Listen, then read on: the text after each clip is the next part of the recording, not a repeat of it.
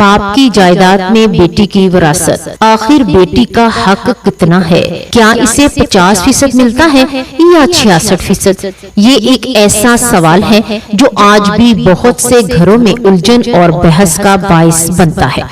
اکثر بیٹیاں اپنے حق سے لا علم رہ جاتی ہیں اور کئی جگہوں پر روایات اور غلط فہمیاں اصل حقیقت پر پردہ ڈال دیتی ہیں۔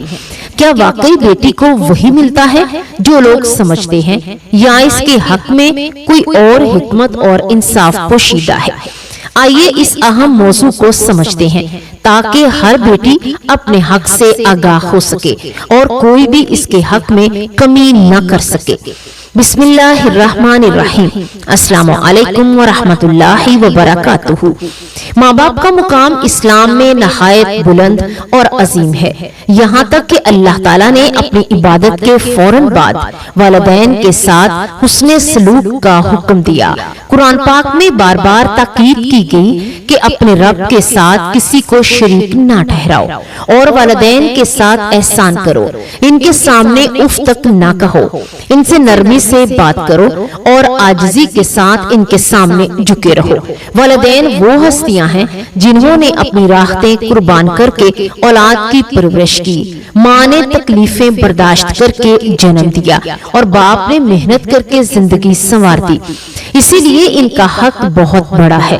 نبی کریم صلی اللہ علیہ وآلہ وسلم نے بھی فرمایا کہ جنت ماں کے قدموں تلے ہے اور باپ جنت کے دروازوں میں سے ایک دروازہ ہے، یعنی جو شخص والدین کی خدمت اور فرمانبرداری کرتا ہے وہ در حقیقت اپنی آخرت سنوارتا ہے۔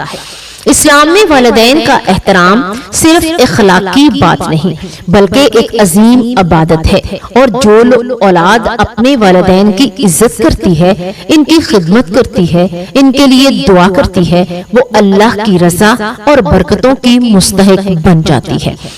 وراثت ایک ایسا لفظ جو بظاہر صرف مال و دولت کی تقسیم کو ظاہر کرتا ہے، لیکن حقیقت میں یہ ایک مکمل نظام انصاف ہے جو اللہ تبارک و تعالیٰ نے خود مقرر فرمایا ہے۔ وراثت سے مراد وہ مال، جائیداد، زمین، سونا، چاندی، کاروبار یا کوئی بھی اثاثہ ہے جو کسی انسان کے انتقال کے بعد اس کے ورثہ میں تقسیم کیا جاتا ہے۔ اسلام نے وراثت کو صرف ایک معاشی معاملہ نہیں رکھا بلکہ اسے ایک عبادت، ایک ذمہ داری اور ایک امتحان بنا دیا ہے۔ یہ وہ مقام ہے جہاں انسان کی نیت، اس کا انصاف اور اس کا اللہ سے تعلق سب کچھ ظاہر ہو جاتا ہے۔ اسلام میں وراثت کی اہمیت اس بات سے واضح ہوتی ہے کہ قرآن پاک میں اس کے احکام بڑی تفصیل کے ساتھ بیان کیے گئے ہیں، یہاں تک کہ سورۃ النساء میں اللہ تعالیٰ نے خود حصے مقرر فرمائے اور فرمایا یہ اللہ کی مقرر کی ہوئی حدیں ہیں، یعنی یہ کوئی انسانی قانون نہیں جس میں تبدیلی کی جا سکے بلکہ یہ اللہ کا بنایا ہوا مکمل اور عادلانہ نظام ہے۔ وراثت کی تقسیم میں تاخیر کرنا، اس میں رد و بدل کرنا یا کسی کا حق دبانا صرف دنیاوی ظلم نہیں بلکہ آخرت کی سخت پکڑ کا سبب بھی بن سکتا ہے۔ اس لیے اسلام نے اس معاملے کو انتہائی سنجیدگی کے ساتھ لینے کا حکم دیا ہے۔ آگے بڑھنے سے پہلے آپ سب سے ایک دل سے گزارش ہے کہ اگر آپ کو اس طرح کی معلوماتی اور فائدہ مند باتیں پسند آتی ہیں تو برائے کرم میرے چینل کو سبسکرائب کر لیں اور بیل آئیکن ضرور دبا دیں تاکہ آنے والی ہر نئی ویڈیو سب سے پہلے آپ تک پہنچ سکے۔ ہمارا مقصد یہی ہے کہ قرآن و سنت کی روشنی میں ایسی باتیں آپ تک پہنچائی جائیں جو آپ کی زندگی میں آسانیاں پیدا کریں، آپ کی پریشانیوں کو کم کریں، آپ کو وہ علم دیں جو شاید پہلے آپ کے پاس نہ ہو۔ انشاءاللہ ہم کوشش کرتے رہیں گے کہ ہر ویڈیو آپ کے لیے رہنمائی کا ذریعہ بنے اور آپ کو ایک بہتر باعمل اور دین کے مطابق زندگی گزارنے میں مدد دے۔ اس لیے آپ کی سپورٹ ہمارے لیے بہت قیمتی ہے۔ اب اگر ہم اولاد کی بات کریں تو اللہ تعالیٰ نے اولاد کو انسان کے لیے بہت بڑی نعمت قرار دیا ہے۔ قرآن پاک میں فرمایا گیا المال والبنون زینت الحیات الدنیا، یعنی مال اور اولاد دنیا کی زندگی کی زینت ہے اولاد انسان کے لیے خوشی کا ذریعہ بھی ہے، سہارا بھی ہے اور آزمائش بھی۔ بیٹے ہوں یا بیٹیاں، دونوں اللہ کی عطا ہیں اور دونوں کا مقام برابر عزت والا ہے۔ لیکن افسوس کی بات یہ ہے کہ معاشرے میں اکثر بیٹیوں کے ساتھ ناانصافی کی جاتی ہے، خاص طور پر وراثت کے معاملے میں۔ بیٹی وہ ہستی ہے جسے اسلام نے رحمت قرار دیا۔ نبی پاک صلی اللہ علیہ وآلہ وسلم نے فرمایا، جس شخص کی بیٹیاں ہوں اور وہ ان کی اچھی تربیت کرے، ان کے ساتھ حسن سلوک کرے، تو وہ بیٹیاں اس کے لیے جنت کا ذریعہ بن جاتی ہیں۔ بیٹی اپنے ماں باپ کے دل کا سکون ہوتی ہے، اس کے دکھ درد کی ساتھی ہوتی ہے اور اپنی محبت خدمت سے گھر کو جنت بنا دیتی ہے۔ بیٹی صرف ایک فرد نہیں بلکہ ایک نعمت، ایک رحمت اور ایک ذمہ داری ہے۔ وہ اپنے باپ کے لیے عزت کا سبب بھی ہے اور آخرت میں کامیابی کا ذریعہ بھی۔ اس لیے اسلام نے بیٹی کے حقوق کو نہ صرف تسلیم کیا بلکہ انہیں واضح طور پر بیان بھی کیا تاکہ کوئی اس کے حق کو چھین نہ سکے۔ اب بات آتی ہے وراثت کی تقسیم کی، تو اسلام میں اصول یہ ہے کہ باپ کی جائیداد ہو یا ماں کی، وہ اللہ کے مقرر کردہ اصولوں کے مطابق کی تقسیم ہوگی۔ اس میں کسی کی مرضی، رسم و رواج یا معاشرتی دباؤ کی کوئی گنجائش نہیں۔ ہر وارث کو اس کا حق دینا لازم ہے، چاہے وہ بیٹا ہو یا بیٹی۔ سب سے پہلے ہم بیٹے کے حصے کو سمجھتے ہیں۔ جب باپ کا انتقال ہوتا ہے تو بیٹے کو وراثت میں حصہ ملتا ہے، اور قرآن پاک کے مطابق اگر بیٹے اور بیٹیاں دونوں موجود ہوں تو بیٹے کا حصہ بیٹی کے مقابلے میں 2 گنا ہوتا ہے، یعنی ایک حصے کو 2 حصے اور ایک بیٹی کو 1 حصہ دیا جاتا ہے۔ اگر صرف بیٹے ہوں اور کوئی بیٹی نہ ہو تو ساری جائیداد بیٹوں میں برابر تقسیم ہو جاتی ہے۔ اسی طرح اگر ماں کی جائیداد ہو، چاہے وہ اسے اپنے والدین سے ملی ہو یا اس کی اپنی کمائی ہوئی ہو، تو اس کی وفات کے بعد اس کے بیٹے اس اصول کے مطابق حصہ لیتے ہیں۔ اب جب بیٹے کا حصہ واضح ہو گیا تو اب بات کرتے ہیں بیٹی کے حصہ کی۔ بیٹی کو اسلام نے واضح اور مضبوط حق دیا۔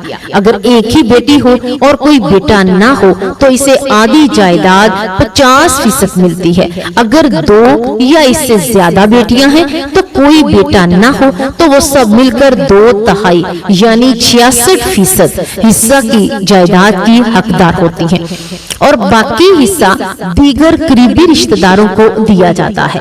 لیکن اگر بیٹے بھی موجود ہوں تو پھر اصول یہی ہوگا کہ بیٹے کو 2 حصے اور بیٹی کو 1 حصہ ملے، یعنی یہ کہنا کہ بیٹی کو ہمیشہ 50% یا 66% حصہ ملتا ہے مکمل سچ نہیں ہے، بلکہ حالات کے مطابق اس کا حصہ مختلف ہو سکتا ہے۔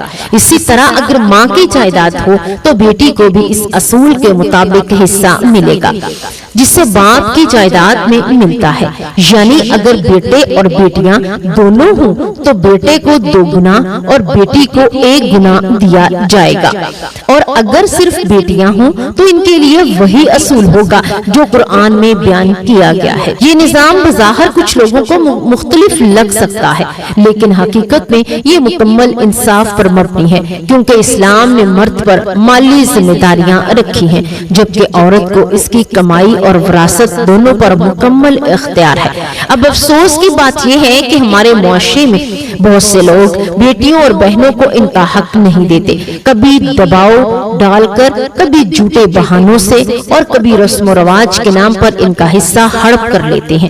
ایسے لوگ یاد رکھیں وہ صرف ایک بیٹی کا حق نہیں چھین رہے بلکہ اللہ کے حکم کی نافرمانی کر رہے ہیں۔ قرآن میں واضح طور پر آیا ہے کہ جو لوگ یتیموں اور کمزوروں کا مال ناحق کھاتے ہیں وہ اپنے پیٹ میں آگ بھرتے ہیں۔ نبی کریم صلی اللہ علیہ وآلہ وسلم نے بھی فرمایا، جو شخص کسی کا حق مارے گا قیامت کے دن اس سے حساب لیا جائے گا۔ جو لوگ اپنی بہنوں یا بیٹیوں کو وراثت سے محفوظ رکھتے ہیں وہ دنیا میں چاہے جتنے بھی کامیاب نظر آئیں لیکن اللہ کی نظر میں وہ سخت ناپسندیدہ عمل کر رہے ہوتے ہیں۔ آخرت میں ایسے لوگوں کے لیے سخت عذاب ہے۔ قیامت کے دن جب سب حساب ہوگا تو ہر حق دار اپنا حق مانگے گا، اور جس نے کسی کا حق دبایا ہوگا اس کو اس کا بدلہ دینا پڑے گا۔ اگر اس کے پاس نیکیاں ہوں گی تو وہ دی جائیں گی، اور اگر نیکیاں ختم ہو جائیں گی تو دوسروں کے گناہوں اس پر ڈال دیے جائیں گے۔ سوچیں وہ کتنا سخت دن ہوگا جب ایک بیٹی اپنے باپ کے سامنے کھڑی ہو کر کہے گی مجھے میرا حق نہیں دیا گیا۔ وہ بھائی جس نے اپنی بہن کا حصہ کھایا ہوگا وہ کس جواب کے ساتھ کھڑا ہوگا؟ اس لیے ضروری ہے کہ ہم دنیا میں بھی انصاف کریں، ہر حق دار کو اس کا حق دیں اور اللہ کے بنائے ہوئے نظام کو اپنائیں۔ بیٹی کو اس کا حصہ دینا صرف ایک قانونی ذمہ داری نہیں بلکہ اس کی دینی فریضہ ہے اور ایک عبادت ہے، اللہ کی رضا حاصل کرنے کا ذریعہ ہے۔ اللہ تعالی ہمیں سمجھ عطا فرمائے، ہمیں انصاف کرنے والا بنائے اور ہمیں ان لوگوں میں شامل کرے جو دوسروں کے حقوق ادا کرتے ہیں، آمین۔